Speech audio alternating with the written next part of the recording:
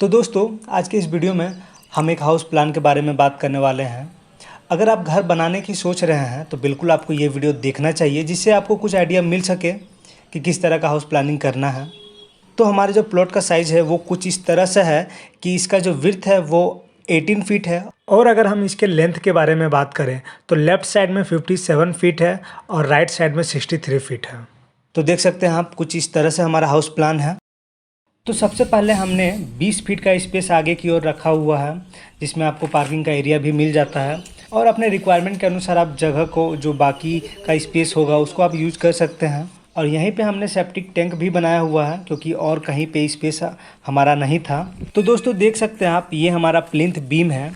Plinth beam का जो standard height होता है वो ग्राउंड लेवल से 900 mm होता है इसका हाइट। और अगर हम कॉलम का बात करें तो कॉलम का साइज़ हमने रखा हुआ है 9 इंच बाई 12 इंच, और हमने जो यहाँ स्टील बार यूज़ किया हुआ है वो 16 mm का 4 स्टील बार और 12 mm का 2 स्टील बार हमने यूज किया है। यहाँ पे आपको एक बात का ध्यान रखना है कि जब भी आप कॉलम बना रहे हैं तो मिनिमम डाया जो आपको स्टील बार का यूज करना है वो 12 mm का यूज करना है। उसे नीचे का आप स्टील बार यूज आपको नहीं करना है कॉलम के केस में। ये मैं नहीं बोल रहा हूँ, ये IS code, Indian standard code book में लिखा हुआ है। तो अगर हम RCC का बात करें, रेनफोर्स्ड सीमेंट कंक्रीट का, जिसमें हमारा स्टील और कंक्रीट दोनों आता है, तो RCC के केस में मिनिमम जो आपको ग्रेड यूज करना है कंक्रीट के लिए वो M20 का यूज करना है। मतलब कि आपको M20 का कंक्रीट बनाना है।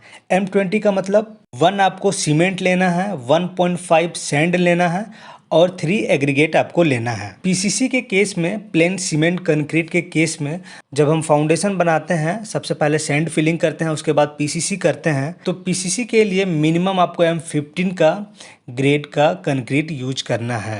M15 मतलब 1:4 का रेशियो आपको यूज करके कंक्रीट बनाना है, और RCC के केस में M20 का कंक्रीट आपको यूज करना है। तो चलिए, बहुत टेक्निकल बातें हो गई हैं, तो चलिए अब घर के अंदर चलते हैं। तो देख सकते हैं आप, लेफ़्ट साइड में हमने स्टेयरकेस रखा हुआ है, और यहाँ पे हमने थोड़ा सा स्पेस रखा हुआ है, और बाथरूम भी हमने यहीं पे बनाया हुआ है। देख सकते हैं आप, काफ़ी बड़ा है।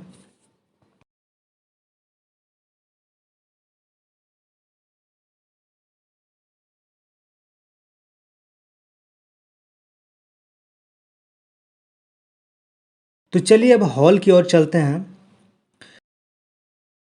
तो ये रहा हमारा हॉल, जिसका साइज होगा 12 फीट बाई 16 फीट। और देख सकते हैं आप, ये रहा हमारा बेडरूम और किचन।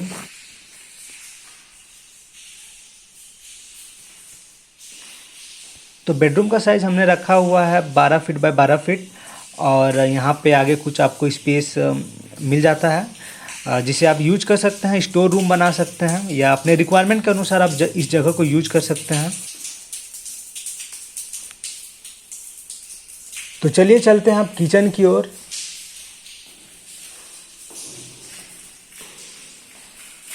तो ये रहा हमारा किचन।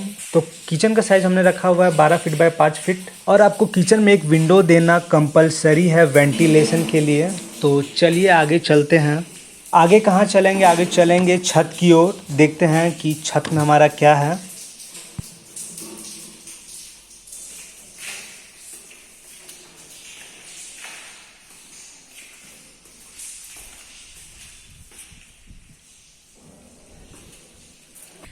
तो ये रहा हमारा स्टेयरकेस। तो स्टेयरकेस में जहाँ पे हम पैर रखते हैं उसे हम बोलते हैं ट्रेड, और इसका जो हाइट होता है उसे हम बोलते हैं राइजर, और पूरा को हम बोलते हैं एक स्टेप। और यहाँ पे जो आपको स्पेस दिख रहा है उसे हम बोलते हैं लैंडिंग।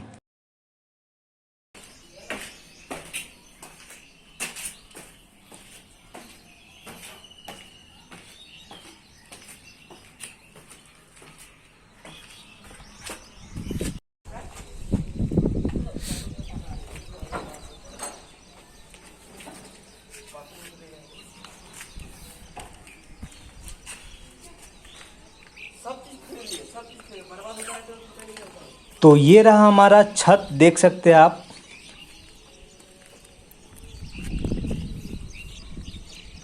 तो दोस्तों यहाँ पे आप देख सकते हैं, यहाँ पे हमने कुछ एक्स्ट्रा स्टील बार छोड़ा हुआ है, क्योंकि फ्यूचर में यहाँ आगे रूफ़ बनेगा। तो जब रूफ़ बनेगा तब जो उसका रेनफोर्समेंट होगा जो स्टील बार उसका होगा उसको इसके साथ लैप करके पूरा मेश को तैयार किया जाएगा और फिर रूफ़ को बनाया जाएगा।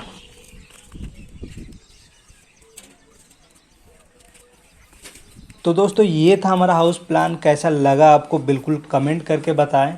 और भी इसी तरह के वीडियोस देखने के लिए या सिविल इंजीनियरिंग से रिलेटेड वीडियोस देखने के लिए आप हमारे चैनल के साथ जुड़ सकते हैं। चैनल को सब्सक्राइब कर लीजिए।